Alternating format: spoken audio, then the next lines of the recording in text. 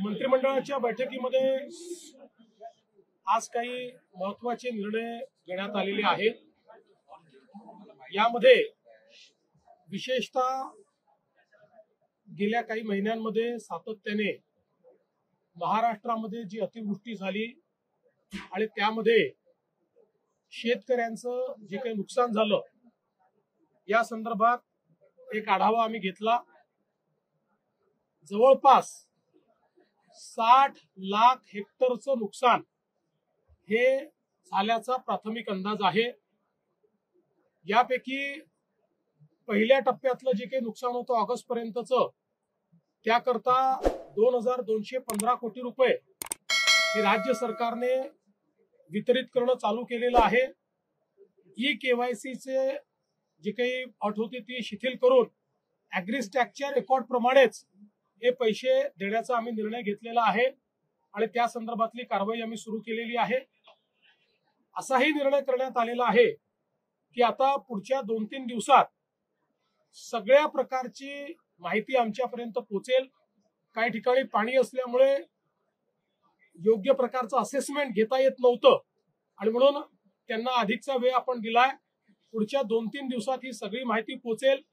त्यानंतर शेतकऱ्यांना करावयाची मदत असेल, जी खरडून गेलेली जमीन आहे त्याच्याकरता करायची मदत असेल, विहिरींच्या संदर्भात करायची मदत असेल, घरांच्या संदर्भातली मदत असेल, तातडीची मदत जी आपण सुरू केली आहे त्या संदर्भातले निर्णय असतील, वेगवेगळ्या प्रकारे ज्या ज्या प्रकारचं नुकसान झालेलं आहे त्या सगळ्या नुकसानाच्या संदर्भात एक कॉम्प्रिहेन्सिव्ह पॉलिसी तयार करून आणि ही सगळी जी काही मदत आम्ही करणार आहोत ही पुढच्या आठवड्यामध्ये त्या संदर्भातली घोषणा आम्ही करू आणि शक्यतोवर आमचा प्रयत्न आहे की सगळी मदत ही शेतकऱ्यांना दिवाळीपूर्वी त्यांच्या खात्यामध्ये मिळाली पाहिजे अशा प्रकारचा प्रयत्न आम्ही करणार आहोत। तसाच निर्णय मंत्रिमंडळाने घेतलाय। दुसरं मंत्रिमंडळाने हाही निर्णय घेतलेला आहे, सातत्याने ओला दुष्काळाची मागणी होत असते पण मॅन्युअल मध्ये ओला दुष्काळ कुठेही नाही, आजपर्यंत कधी ओला दुष्काळ जाहीर झालेला नाही। तथापि आम्ही हा निर्णय घेतला की ज्यावेळी दुष्काळ पडतो त्यावेळी ज्या ज्या उपाययोजना आणि सवलती आपण देतो त्या सगळ्या सवलती आता यालाही म्हणजे दुष्काळ त्याला टंचाई म्हणतो आपण, तशाच प्रकारची दुष्काळी टंचाई पडली आहे असं समजून त्या सगळ्या सवलती याही वेळी लागू करण्याचा निर्णय हा राज्याच्या मंत्रिमंडळाने घेतलेला आहे। त्यामुळे जी काही मागणी होती की त्यावेळच्या सवलती लागू झाल्या पाहिजेत किंवा ओला दुष्काळ जाहीर करायचा अर्थच तो असतो की त्या सवलती लागू करा, तशा सगळ्या सवलती या लागू करण्याचा निर्णय हा राज्याच्या मंत्रिमंडळाने घेतलेला आहे। मी आज यापेक्षा अधिक सांगणार नाही कारण आता ही सगळी नुकसानाची आकडेवारी जमा होतीये, ती पूर्ण जमा पुढच्या 2-3-4 दिवसात होईल आणि जसं मी सांगितलं लवकरात लवकर पण कुठल्याही परिस्थितीत पुढच्या आठवड्याच्या आत आपल्याला या संदर्भातली जी काही मी शिंदे साहेब आणि अजितदादा आम्ही बसून या संदर्भातला निर्णय घेणार आहोत आणि त्या संदर्भातली घोषणा आम्ही करू। आज राज्याच्या मंत्रिमंडळाने आज अजून काही महत्वपूर्ण या ठिकाणी निर्णय केलेले आहेत ज्याच्यामध्ये राज्याची एक सर्वंकष कॅन्सर सेवा policy, comprehensive cancer care policy ही आपण तयार केलेली आहे। या कॅन्सर केअर पॉलिसीच्या माध्यमातून राज्यातल्या सगळ्या जिल्ह्यांना कॅन्सरचा उपचार हा उपलब्ध राहायला पाहिजे अशा प्रकारची याची रचना करण्यात आलेली आहे।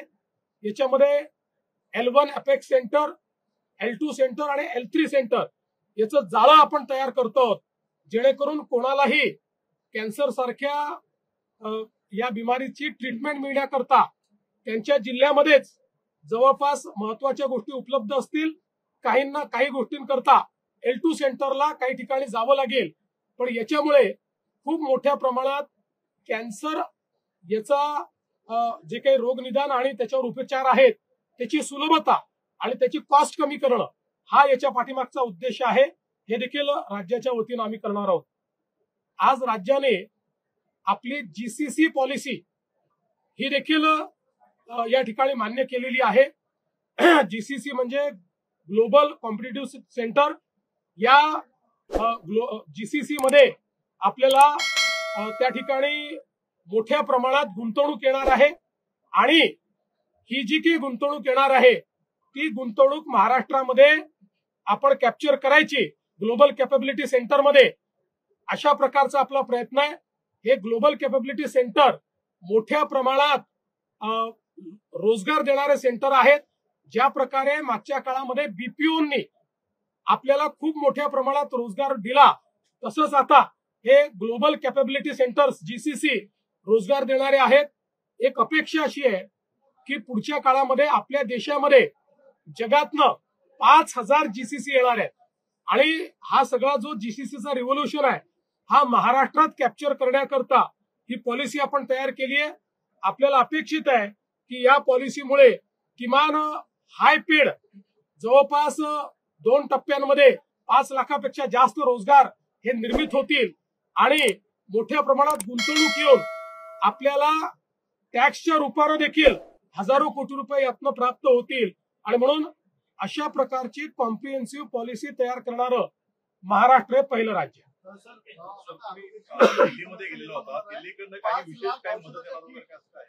मी त्या दिवशीच सांगितलं, पुन्हा पुन्हा तुम्ही तोच प्रश्न विचारता. मी त्या दिवशीच सांगितलं की दिल्लीने पूर्ण मदत करायचा निर्णय केलेला आहे, पण त्याकरता आपल्याला आपला जो काही प्रस्ताव आहे तो पाठवावा लागतो आणि आपला प्रस्ताव पाठवण्याकरता जोपर्यंत आपला डेटा सगळा कंपाईल होत नाही तोपर्यंत आपला प्रस्ताव पाठवला जाऊ शकत नाही. मात्र दिल्लीच्या मदतीची वाट न पाहता आपण मदत सुरू केलेली आहे, पुढेही ती करणार आहोत.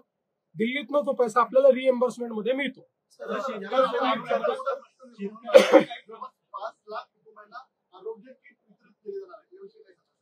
आरोग्य किट देखील आम्ही देणार आहोत.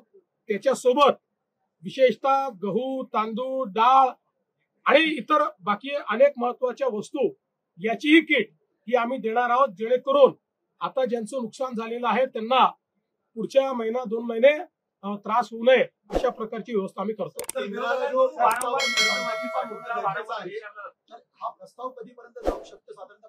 मला असं वाटतं की या संदर्भात आता मी किती वेळा तेच ते तुम्हाला सांगायचं, हे सगळं आल्यानंतर पहिल्यांदा तुम्ही हे लक्षात घ्या की केंद्राला प्रस्ताव जाईल, केंद्रातनं पैसे मिळतील, पण त्याकरता आपण काही अडलेलं नाही. आपण आपल्या निधीतनं ते पैसे देणं सुरू करणार आहोत आणि केंद्राकडनं ते रिएम्बर्स होईल. त्यामुळे शेवटी केंद्राला आपल्याला एकदाच प्रस्ताव पाठवता येतो, वारंवार पाठवता येत नाही. त्यामुळे सगळे नुकसानीचे अंदाज आल्यानंतर जर प्रस्ताव पाठवला तर आपल्याला पैसे मिळतील. काही गोष्टी अशाही निघतील की ज्या केंद्राच्या निकषातच बसणार नाहीत, NDRFच्या निकषात बसणार नाहीत. अशा काही गोष्टी असतील, उदाहरणादाखल विहीर खचून गेली तर NDRFच्या निकषात ती नाही, पण त्याला आपण NDRFच्या निकषाच्या बाहेर जाऊन आपण पूर्णपणे मदत करू असा आपला निर्णय.